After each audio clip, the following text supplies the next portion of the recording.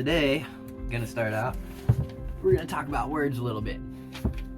But with it, I'm gonna start off with a text message. Well, never mind. Marketplace. We're gonna start off with a concept. So, you guys ever know when somebody gets a car? Let's say it's a slug bug or a Volkswagen Beetle slug bug, right? And then all of a sudden, once your friend has that car, you start noticing them. And the more you look around, the more you notice them. And before that, you may never have noticed them as much as you do. So the way that the brain works, it's a pattern recognition. And what you teach the brain, it will repeat. So if your friend gets a car and then all of a sudden you have an emotional connection to that car because when you see it, you think, oh dude, that might be my buddy, or so on and so forth. So then your eyes pay attention and your brain pays attention, starts picking it up. And then the more you do that, the more you become aware of that kind of thing. Our brains are like that with everything in life, whether we are aware of that or not. Our brains have pattern recognition, and some say because a long time ago we needed that to be able to encounter dangers and know how to protect ourselves. To an extent, that's still true. And maybe it's this pattern recognition that has allowed us to ever slowly evolve because we are aware of our patterns as time goes on. But either way, the concept that I am going to be going into is that whatever we tell our brain, it loops. To give you kind of a basic rundown of that looping system. My heater is starting and it's kind of cold outside. So, words, positive and or negative, become something that our brain holds on to. And when it holds on to those words, it creates a box for us. And inside that box, it either allows us to be able to grow or it allows us to be able to stay confined and or shrink. So positive words have a different tune about them, or a frequency. And now the frequencies of positive words are into the ideas of like love and abundance and joy, and they carry a different tone when they are usually said.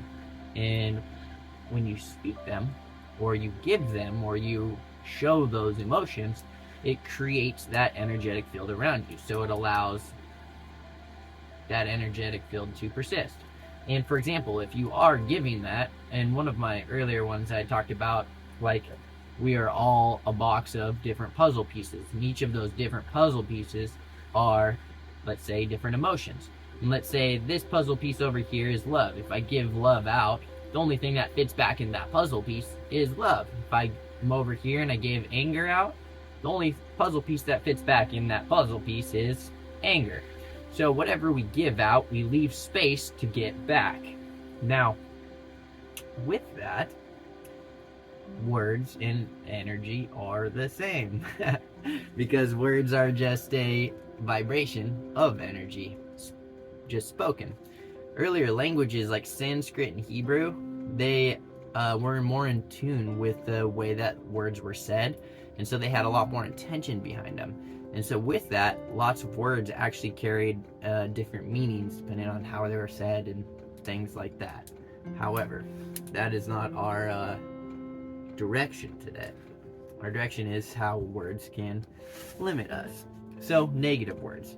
This is something that, I feel like personally I go into loops with, and I notice that my son goes into loops with because I go into loops with it.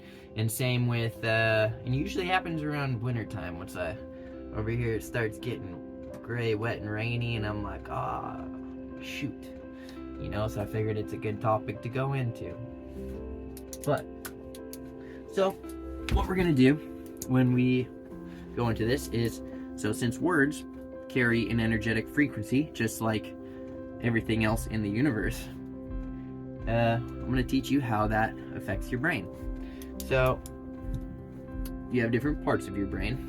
And when you use a word that has a negative connotation or negative vibration to it, what happens is it stimulates the fear part of your brain, which is the amygdala part of our brain. The amygdala is essentially the emotional center of the brain, and it's part of the limbic system. So when you experience like something negative, or you say something negative like I can't, I never, I won't, what happens is you're stimulating the amygdala part of your brain, and it releases hormones, and those are like cortisol and adrenaline. And when it releases these in different amounts, you get different emotions, but it activates the fight or flight mode inside of our bodies. So what happens when that does that is it starts pumping a lot of blood to that part of your brain. And when it's pumping blood to that part of your brain, it makes the other parts suffer. And so, including your prefrontal cortex. So your amygdala, it's your emotional system or emotional part of your brain. The prefrontal cortex is for creativity, focus, and for being able to make decisions. And that is what we like to operate out of most of the time. But if you are using positive emotions, like you have the ability to operate out of your prefrontal cortex because you're pumping blood to your prefrontal cortex because you're thinking with that part of your brain. If you are thinking with negative words, you are thinking with your amygdala and therefore pumping blood to that part of the brain. So whatever part of the brain you're using is the one that's getting the dominant part, the dominant amount of blood. So if you're using negative words, your amygdala kicks in. If your amygdala kicks in, you're gonna experience anxiety, can't relax, which I guess kind of like anxiety, stress in different ways, and that's gonna increase your other emotions, which then you can get angry or frustrated easy and different things like that. And it's gonna make your prefrontal cortex suffer. So it's gonna, over time, have a harder time making decisions and like trying to figure out, just how to respond in situations. Now, if you are stimulating your amygdala and not your prefrontal cortex, what happens next is your anterior cingulate cortex, or your ACC.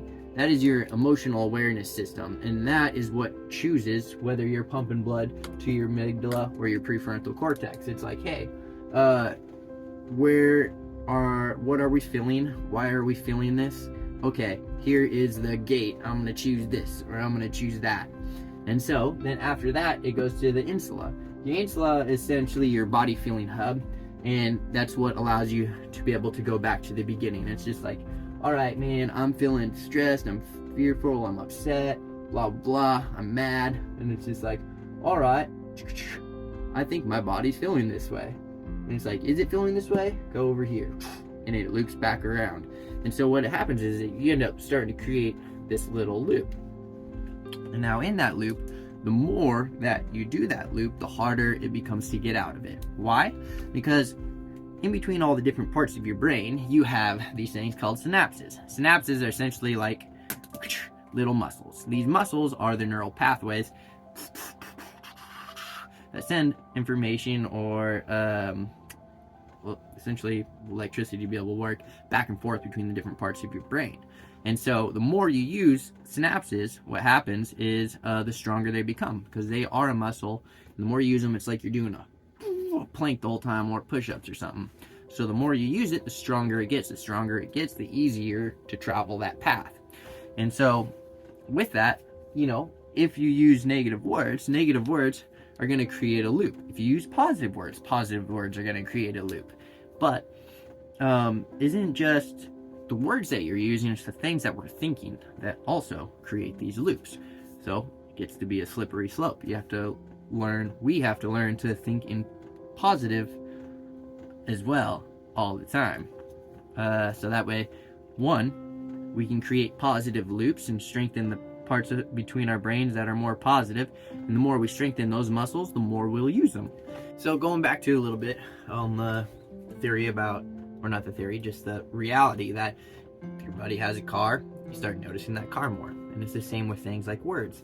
So for example, if I am trying to become the greatest surfer in the world, or the greatest shaper in the world, or the greatest dad, whatever it is, if I am trying to become that, and I am experiencing different speed bumps along the way, how I treat those speed bumps is how what dictates whether or not I will make it through those speed bumps to the next area. And that all comes down to the thought. So, for example, if I keep hitting these speed bumps and I'm like, God, what the heck? Don't get why this keeps happening. And, I'm not going to be able to make it to the next, or this is never coming. If I allow myself to stay in those thoughts, because those thoughts do happen all of the time, probably every day, because I've been in a little bit of a loop, but if I experience those thoughts every day, I have to relearn how, or retrain myself on how to think properly. So that way, when I experience those, I can change the wording of the things that I am thinking to be a lot more open-ended. And so instead of, I can't get past this speed bump, changing it to, how can I get past this speed bump? That more positive turn on it allows the door in our brain to open up. If I say I can't get past this speed bump, my mind closes down and sees speed bump, speed bump, speed bump, speed bump. Doesn't allow me to get past it. However, if I say, how can I get past this speed bump? My brain goes, ooh, speed bump, peripherals. How can I get past this speed bump? What can I use to build myself a bridge over it? If you get what I'm saying. So, the words that we choose to use allow us to be able to expand our reality or compress it. And this is a concept that I feel like at times I'm good at, and at times I am not good at. Or I have not learned how to be good at it yet. I have not learned how to expand that yet. See, exactly. But, that being said, it's something that I think I wanted to bring awareness to, so that way everybody could try to start changing the way that they're thinking as well as the way that I'm thinking, so that way we can open up the possibilities around us rather than close them off. Just because I know a lot of times in this world it feels like the options are dwindling and that we are not sometimes it feels like we're getting farther away from our dreams, and I believe that is because we have learned bad habits in thinking, and our bad habits in thinking have become what and who our worlds are.